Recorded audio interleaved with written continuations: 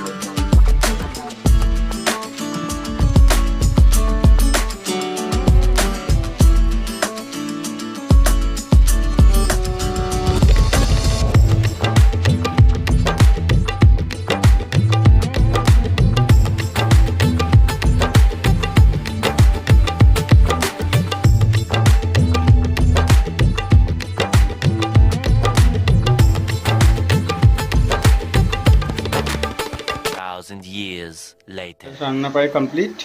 এদিকে সয়াবিন বসে দেওয়া হয়েছে। আর এই চাটনিটা যেটা দেখতে পাচ্ছি, এই চাটনিটা বানাতে গিয়ে প্রায় আধা কিলো চিনি লেগে গিয়েছে। সে আমটা দিয়ে যখন বসানো হয়েছিল, প্রথমে চিনি নেমে টক ছিল, তারপর কালকে চাটনিটা, তারপরে আবার বানানো হলো, চিনিতে আবার ফুটানো হলো, গরম করা হলো, তাও মিষ্টি আজকে সকালে আবার গরম করা হলো। তো এতগুলো চিনি লাগলো বলার মতো না। আর এই সাইডের পিছনের অবস্থা নেই, এই সাইডটা পুরো জঞ্জাল হয়ে আছে, পরিষ্কার করতে হবে যতদিন এসিটা ফিট না হচ্ছে। কারণ এসিটা নেওয়ার পর রুম চেঞ্জ করা হয়েছে 2 মাস পরে, তারপরে এসিটা পড়ে আছে, এখন এসিটা ফিট করা হয়নি। এই সাইডে পুরো নোংরা হয়ে আছে, জানলার সাইডগুলো পুরো পরিষ্কার করতে হবে। তো যতদিন এসিটা ফিট না হবে আর জিনিসগুলো পুরো গুছাগুছি হচ্ছে না, পুরো নোংরা আছে। তো এই কাজগুলো কমপ্লিট করতে হবে খুব তাড়াতাড়ি, কারণ এখন গরম পড়ে গেছে, এখন এগুলো কমপ্লিট করতে হবে। আর এই সাইডে কাজ করছে, কাজ কর তুই। তো এখন এদিকে রাতের বেলার খাওয়ার জন্য ডাল করা হয়েছে আর ডিম ভাজা হচ্ছে। তো রাতের বেলা ডিম ভাজা আর ডাল হবে। দুপুরবেলা মাংস দিয়েছিল কাকু, তো দুপুরবেলা খ্যাটনটা ভালোই করেছি, একবার পুরো জমজমাট। কিন্তু এখন আমরা পুরনো যে আছে সেখানে আবার ফিরে আসবো, বাংলায় ফিরে আসবো আবার। আমরা আবার ডাল আর আলু ভাজা, না ডিম ভাজছি, ডাল আর ডিমের ভাজা খেয়ে আমরা রাতটা কাটাবো। তো চলো। যাচ্ছে বলছে না কিন্তু আমি, হ্যাঁ ডিম অমলেট করবি না পোচ করবি, যেটা খুশি সেটা কর। আমি পছন্দ করি। এদিকে ডিমগুলোকে ভিতরে ঢুকিয়ে রেখে আর ছোট ছোট ডিমগুলোকে উপরে রেখেছি। বড় বড় ডিমগুলোকে ভিতরে ঢুকিয়ে রেখেছি।